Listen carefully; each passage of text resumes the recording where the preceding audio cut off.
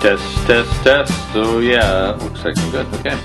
I'm Phil Wyman, and this is the Wild Theology podcast, where the world, the humans in it, and God are all wilder than we've been told. That's your intro. So, you'll get philosophy and theology and crazy stories that come from 30 years of pastoring, Boring. 20 years of festival work, Whatever. and the mud and blood of wrestling with the living in spaces angels fear to tread. Trying to sound interesting, are we? Yeah, you think you got something to say? Yes. Yeah, that's the problem, dimwit. Look, I'm a lot smarter than you think. Yeah, you tightened your shoes this morning. Whatever.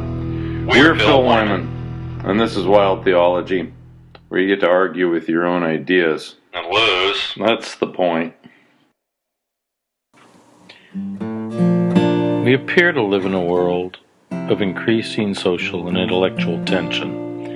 Topics such as politics, religion, climate change, race and ethnicity, sexuality and gender, and even categories such as medicine and food choices are categories filled with violent disagreements between opposing positions. One side of an argument believes the other is immoral, and another believes the opposing position is stupid. It is my belief that our inability to dialogue civilly with our neighbors on the most important topics in life has dramatic ramifications for our personal relationships, our culture, and even our personal mental health. This short series focuses upon the tension and is called The Space Between Us. Zeno was a philosopher in the 5th century. He's known only through the writings of others. Plutarch says that Zeno tried to kill the tyrant Demilus, and when he failed, he bit off his own tongue and spit it out in the tyrant's face. Zeno is known for a set of paradoxes, and is attributed with being the first mathematician to wrestle with the infinite. A variation of Zeno's most famous paradox presents the idea of the space between 2 points as an infinite and unreachable distance. To reach my destination, I must first reach the halfway point.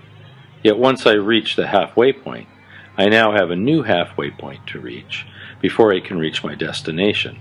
And if every move I make takes me halfway from where I begin towards the object, I will never reach the object because there are an infinite number of halfway points. Zeno's paradox may seem like an impractical illustration for application to our goals in everyday life, but it best illustrates our disagreements with one another. When you and I argue, you present your opinion, and I may concede to a portion of your argument, but not agreeing 100%, I still rebut. But even my rebuttal is rebutted by your butt, and soon we have butted our way into misperceptions. The space between our perspectives becomes the impossible space of Zeno's paradox, with an infinite number of halfway points. It is the growing argumentation of rebuttals upon rebuttals, and even as we discuss the space between us, we only discover how deep that gap between us grows. Emmanuel Levinas eloquently described this unnavigable space between us as, quote, the infinite distance of the stranger, unquote. In the biblical parable of Lazarus and the rich man, Jesus alludes to the infinite distance in the spaces of human discourse. Here's his parable. But there was a certain beggar named Lazarus, full of sores, who was laid at his gate, desiring to be fed with the crumbs which fell from the rich man's table. Moreover, the dogs came and licked his sores. So it was that the beggar died and was carried by the angels to Abraham's bosom. The rich man also died and was buried. And being in torments in Hades, he lifted up his eyes and saw Abraham afar off, and Lazarus in his bosom. Then he cried and said, Father Abraham, have mercy on me, and send Lazarus, that he may dip the tip of his finger in water and cool my tongue, for I am tormented in this flame. But Abraham said, Son, remember that in your lifetime you received your good things, and likewise Lazarus evil things. But now he is comforted, and you are tormented.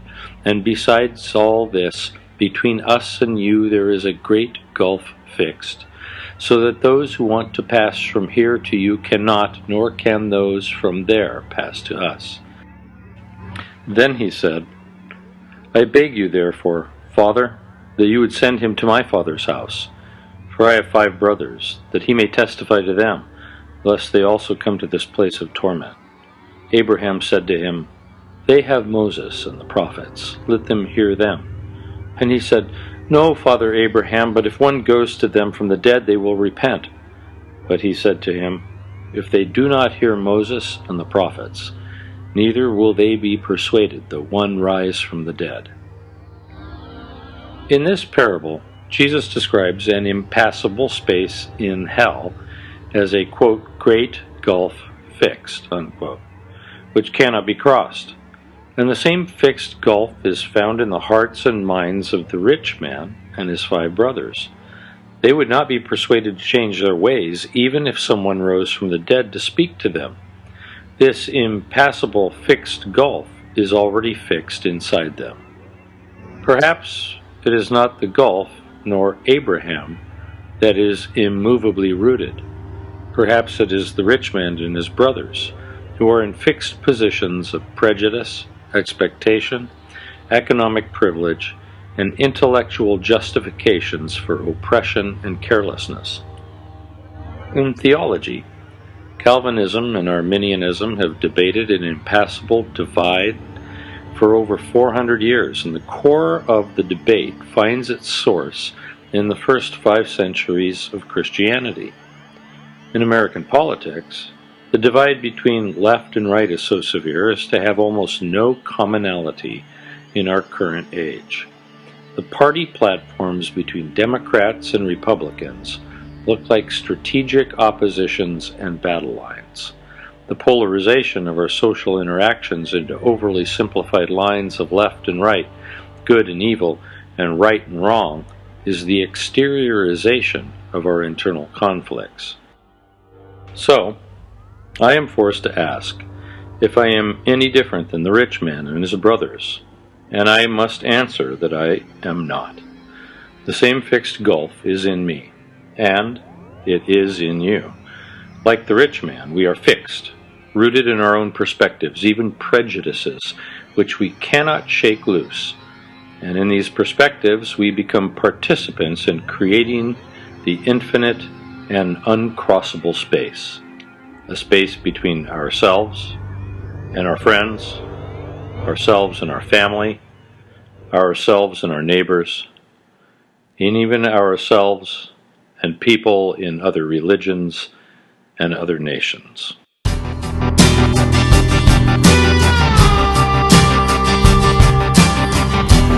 Thanks for tuning in. I'm Phil Wyman, and that was the Wild Theology Podcast. Hope to see you again next time. Right. I think anybody's going to check in with you again. Well, yeah, I'm pretty engaging, I think. Right. Well, I think they're only listening in for that ambient music in the background by David Gerard. Well, they can find it by going to ambientism.bandcamp.com and they can get some of it for themselves. That's the only redeemable thing they've gotten today. Yeah. Whatever.